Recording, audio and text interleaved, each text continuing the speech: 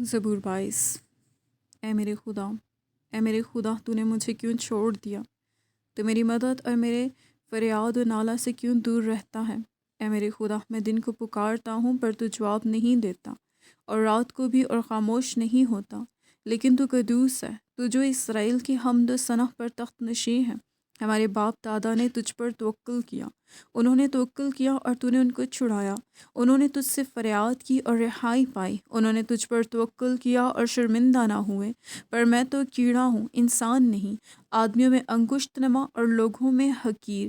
وہ سب جو مجھے دیکھتے ہیں میرا مذاق اڑاتے ہیں، وہ منہ چڑھاتے اور سر ہلا ہلا کر کہتے ہیں، اپنے کو خداوند کے سپرد کر دے، وہی اسے چھڑائے۔ جبکہ وہ اس سے خوش ہے تو وہی اسے چھڑائے۔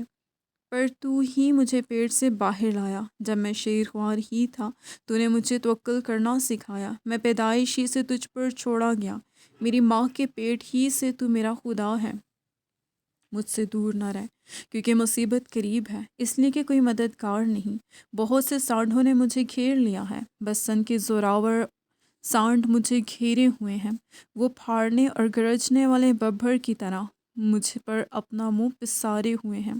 میں پانی کی طرح بہہ گیا، میری سب ہڈیاں اکھڑ گئیں، میرا دل موم کی مانند ہو گیا، وہ میرے سینہ میں پگھل گیا۔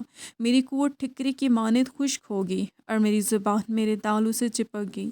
اور تو نے مجھے موت کی خاک میں ملا دیا، کیونکہ کتوں نے مجھے گھیر لیا ہے، بدکاروں کی گروہ مجھے گھیرے ہوئے ہیں۔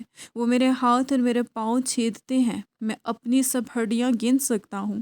وہ مجھے تاکتے اور گھورتے ہیں، وہ میرے کپڑے آپس میں بانٹتے ہیں اور میری پوشاک پر کرہ ڈالتے ہیں۔ لیکن تو اے خداوند دور نہ رہ۔ اے میرے چارہ ساز، میری مدد کے لیے جلدی کر، میری جان کو تلوار سے بچا، میری جان کو کتے کے قابو سے، مجھے ببر کے منہ سے بچا، بلکہ تو نے سانڈوں کے سینگوں میں سے مجھے چھڑایا ہے۔ میں اپنے بھائیوں سے تیرے نام کا اظہار کروں گا، جماعت میں تیری ستائش کروں گا۔ اے خداوند سے ڈرنے والو، اس کی ستائش کرو، اے یعقوب کی اولاد سب اس کی تمجید کرو، اور اے اسرائیل کی نسل سب اس کا ڈر مانو، کیونکہ اس نے نہ تو مصیبت زدہ کی مصیبت کو حقیر جانا، نہ اس سے نفرت کی، نہ اس نے اپنا منہ چھپایا، بلکہ جب اس نے خدا سے فریاد کی تو اس نے سن لی۔